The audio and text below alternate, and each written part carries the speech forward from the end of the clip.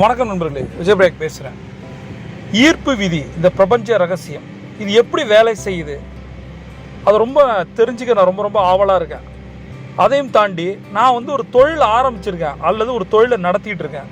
இந்த ஈர்ப்பு விதி ரகசியம் மூலம், பிரபஞ்ச ரகசியம் மூலம் என்னோட தொழிலை எப்படி அடுத்த லெவலுக்கு நான் கொண்டு போகிறது, நிறைய டர்ன் ஓவரை கொண்டு வரது, ப்ராஃபிட் பண்ணுறது, மொத்தத்தில் என்னோட பிஸ்னஸை எப்படி நான் சக்ஸஸ்ஃபுல்லாக கொண்டு போகிறது, அதற்கான விஷயத்தை தான் இன்றைக்கி நம்ம இந்த வீடியோவில் பார்க்க போகிறோம். நீங்கள் நம்புறீங்களோ நம்பலையோ, லா ஆஃப் அட்ராக்ஷன் ஒன்று இருக்குது, சரியா? அது எல்லா இடத்துலையும் வேலை செஞ்சிகிட்ருக்கு, எல்லா நேரங்களையும் வேலை செஞ்சிகிட்ருக்கு.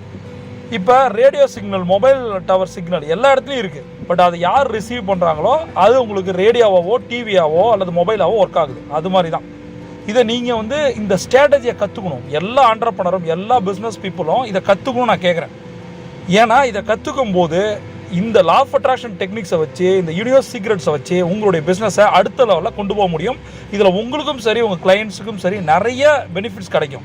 மெயினாக லா ஆஃப் அட்ராக்ஷன் என்பது நீங்கள் ஒரு லாவாக, ஒரு சயின்ஸாக, சிஸ்டமாக பார்க்காம ஒரு எக்ஸ்பீரியன்ஸாக பாருங்கள், உங்களை அனுபவமாக பாருங்கள், அது ஒரு ஃபீலிங்காக பாருங்கள். நான் ஒன்று சொல்கிறேன் உங்கள்கிட்ட, அது மேஜிக்காக க்ரியேட் பண்ணும், நீங்கள் நினச்ச எல்லாத்தையும் கொண்டு வரும். சரி, அதுக்கு என்ன பண்ணலாம்? சில கான்செப்ட்ஸ் இருக்குது. இன்றைக்கி முதல் கான்செப்ட் நான் சொல்லித்தரேன். முதல்ல கேளுங்க. இந்த வார்த்தை தான் லா ஆஃப் அட்ராக்ஷனோட பேஸ், ரைட்? கேளுங்க. பிஸ்னஸ் மேன் ஆகிய நாம் எதை கேட்குறது, எப்படி கேட்குறது, அதுதான் இந்த வீடியோவில் நம்ம பார்க்குறோம், ரைட்? இந்த லா ஆஃப் அட்ராக்ஷனில் முதல் கான்செப்ட் ஆஸ்க் அப்படின்னு சொல்லி, கேளுங்க அப்படிங்கிறாங்க, ரைட்? இப்போ நான் உங்கள்கிட்ட கேட்குறேன், உங்களுக்கு என்ன வேணும்? உங்களுக்கு என்ன வேணும்? இதை, இந்த வீடியோவை அப்படியே பாஸ் பண்ணிவிட்டு ஒரு டைரியோ நோட்டோ எடுத்து எழுதுங்க. எனக்கு இது வேணும், இது வேணும், இது வேணும், இது வேணும். நான் என்னுடைய லா ஆஃப் அட்ராக்ஷன் ட்ரைனிங்கில் சொல்லித்தரது என்ன தெரியுமா? 101 கான்செப்ட் ஒன்று சொல்லி தருவேன். அந்த 101 கான்செப்டை நம்ம யூஸ் பண்ணும்போது கண்டிப்பாக நம்ம நினச்சதெல்லாம் நடக்க ஆரம்பிக்கும். அதற்காக தான் உங்களை இந்த வீடியோவில் நான் தயார்படுத்துகிறேன். உங்களுக்கு என்ன வேணும்? நீங்கள் ஒன்று பண்ணுங்கள், 10 விஷயங்களை எழுதுங்க. எனக்கு இது வேணும், இது வேணும், இது வேணும். இதை எழுதும்போது என்ன மாதிரி ஃபீலிங் வருது அதை நீங்கள் கமெண்ட்டில் கூட சொல்லலாம். இதை யாராவது உங்கள்கிட்ட கேட்டிருக்காங்களா அல்லது நீங்கள் யார்ட்டையாவது கேட்டிருக்கீங்களா? முதல்ல நீங்கள் நான் சொல்கிறத கேளுங்க, நீங்கள் சொல்கிறத எல்லாரும் கேட்போம், ரைட்? உங்களுக்கு என்ன வேணும்? எனக்கு இது வேணும். 1, 2, 3, 4, 10 வரைக்கும் எழுதுறீங்க. இப்போ இதை முதல்ல என் குரு எனக்கு சொல்லும் போது, நான் எழுதும் போது எனக்கு என்ன ஃபீலிங் வச்சு தெரியுமா? முதல்ல இது வரைக்கும் நான் ஃபோக்கஸாகவே இல்லை, நான் கிளியராகவே இல்லை, கிளாரிட்டியே இல்லை. அதை கேட்கும் போது தான் இந்த கேள்வியில் ஒரு ஃபோர்ஸ் இருக்குது, புரியுதா? உனக்கு என்ன வேணும் அதை முதல்ல எழுது. உனக்கு என்ன வேணுங்கும் போது நம்ம நிறைய யோசிச்சிருக்கலாம், அதை எழுதாததால் அதை நடக்காமல் இருக்கலாம். அதை நம்ம எழுத போகிறோம். இப்போ நம்ம எழுதிட்டோம். இப்போ நாம் இந்த பிரபஞ்சத்தை நோக்கி சில கேள்விகள், வினாக்கள், ஐயங்கள் நமக்கு வேணுங்கிறத கூட கேட்கலாம். அதை கேட்கும்போது நம்ம நிறைய நேரங்களில் கன்ஃபியூஸ்டாக இருக்கும். இது நடக்குமா நடக்காதா தெரியாது. என்னோட டீமை நான் ஒரு இடத்துக்கு கூட்டிகிட்டு போயிருந்தேன். நான் இப்போ எல்லா இடத்துலையும் சொல்லுவேன், இதை கேளு, இந்த இடத்துல நடக்கும்னு சொன்னேன். அப்போ என்னுடைய ப்ரைமரியான அட்மின் என்ன நினச்சிருக்காங்கன்னா, இது உண்மையாக, இவர் சொல்கிறது உண்மையாக இருந்தால் எனக்கு 50 லட்சம் வேணும் அப்படின்னு சொல்லியிருக்காங்க. இது எனக்கு தெரியாது. ஒரு நாள் அந்த பொண்ணு ஒரு 20 நாள் கழிச்சு எனக்கு கால் பண்ணி ரொம்ப சந்தோஷமாக பேசிச்சு. என்னோட கடன் 30 லட்சத்தை அடைச்சிட்டேன் சார், எனக்கு ஒரு பணம் வந்திருக்கு அப்படின்னு சொன்னாங்க. இதில் என்ன மேஜிக் நடந்திருக்குன்னா, நம்ம நிறைய இடங்களுக்கு போகிறோம், சில இடங்களுக்குலாம் போகும்போது அங்கே ஒரு பாசிட்டிவ் சிக்னல்ஸை நம்ம உணர்றோம். அப்போ நான் சொல்கிறது தான், இந்த இடத்துல நீங்கள் வேண்டிங்க, ஒரு ப்ரேயர் பண்ணுங்கள், ஒரு மனசை ஒருநிலைப்படுத்துங்க, நீங்கள் நினச்சது நடக்கும். என்ன நடந்ததுன்னா, ஒரு வீடு விற்காமல் இருந்தது, ஒரு 50 லட்ச ரூபா ஒருத்தா வீடு விற்காமல் இருந்தது, அந்த பணம் வந்தது.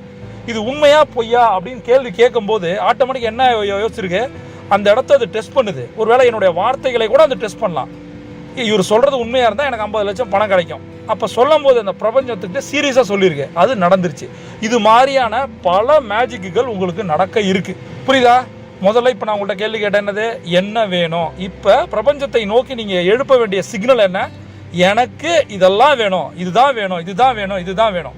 அப்போ கன்ஃபியூஷனாக எதுவுமே கேட்க போகிறதில்ல. ஏன்னா நான் கேட்டதுக்கான ஆன்சரை நீங்கள் எழுதிட்டீங்க.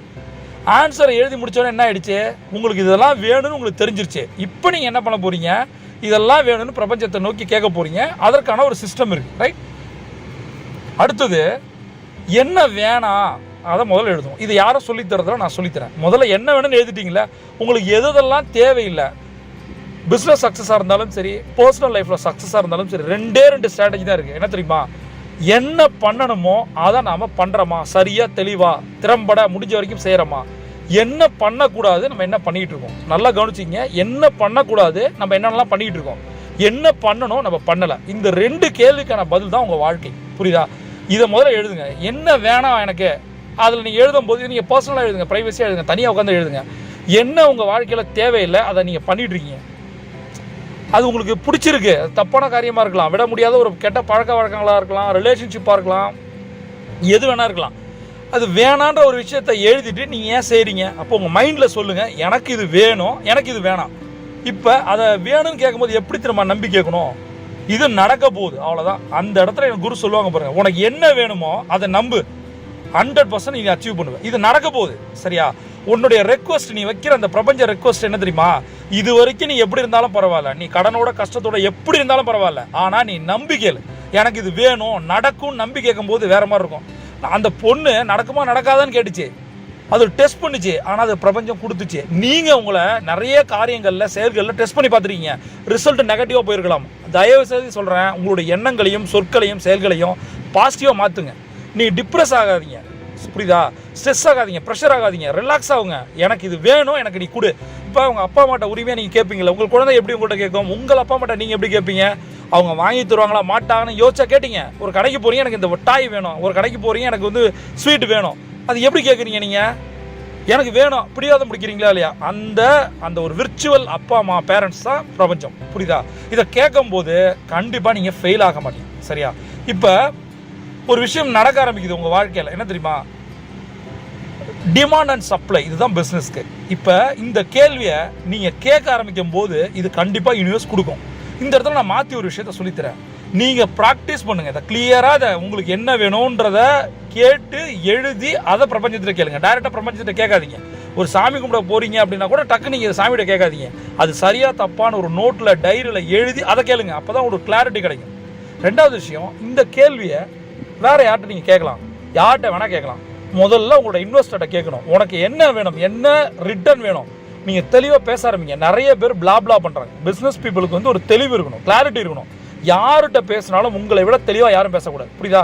ஃபர்ஸ்ட் விஷயம் என்ன, உனக்கு என்ன வேணும் அப்படின்ற கேள்வி நான் உங்கள்கிட்ட கேட்டேன், அதை எழுதுனீங்க, யூனிவர்சிட்ட கேட்டீங்க. இப்போ நம்பர் 1 உங்கள் இன்வெஸ்டர்கிட்ட கேளுங்க, உனக்கு என்ன வேணும், எவ்வளோ வேணும், எப்படி வேணும்.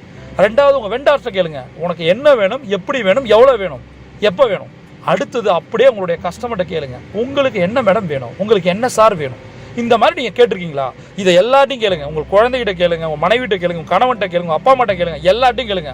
உனக்கு என்ன வேணும், அந்த கேள்விக்கு தெளிவான பதில் கிடைக்குதான்னு பாருங்க. இதை கேட்கறதுக்கு ஒரு தெளிவு வேணும் நான் சொல்கிறேன் பர்சனலாக, ரைட்? அடுத்தது உங்களோட டீம்கிட்ட கேளுங்க, உங்களோட ஸ்டாஃப்ட்ட, உங்கள் மெம்பர் டீம் மெம்பர்ஸ்ட்ட கேளுங்க, உனக்கு என்ன வேணும்.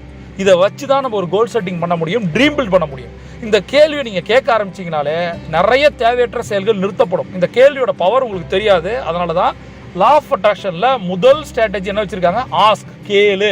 இந்த கேளுன்ற விஷயத்த நீங்கள் முதல்ல உங்கள் மைண்டில் கேட்குறீங்க, எழுதுறீங்க, பிரபஞ்சத்தை கேட்குறீங்க. இந்த இடத்துல ஒன்று சொல்கிறேன், இதையெல்லாம் அதிகாலை கோல்டன் ஹவர் ஒரு கான்செப்ட் இருக்குது, அதில் நீங்கள் அப்ளை பண்ணி கேட்டிங்கன்னா சர்வ சத்தியமாக நடக்கும். கீழே கோல்டன் ஹவருக்கான ஒரு லிங்க் நான் கொடுத்துருக்கேன். மற்றபடி இந்த வீடியோவில் நீங்கள் என்ன கற்றுக்கிட்டீங்க, இன்னும் உங்களுக்கு என்ன தேவைப்படுது, இதை கமெண்ட்டில் சொல்லுங்கள். பிரபஞ்சம் போட்டி காத்திருக்கு. நீங்கள் ஒரு champion. See you on top.